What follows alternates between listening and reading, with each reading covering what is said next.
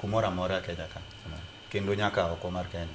To gisani gima nyalo nyiso johera magwa gitim gimeda lemonwa to wamed geno nikech gini ok anyal wacho ni wasayude pod games pod ngeny pod en open.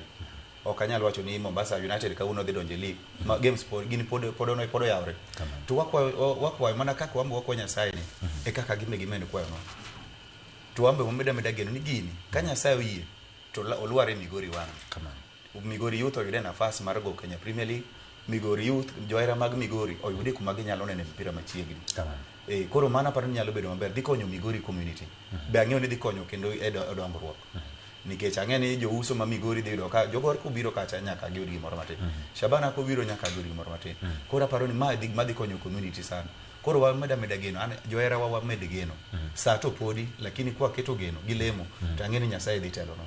Nyasaye mosetelonwa yorni. Awacho ni ok tekrenwa lakini en tekro mar Nyasaye osapangonwa ma wasebedo kanyo nyaka sani. Koro wameda kwayo wamed lemo ka Nyasaye oyie to wayud nafas mar neno Kenya Premier League Migori.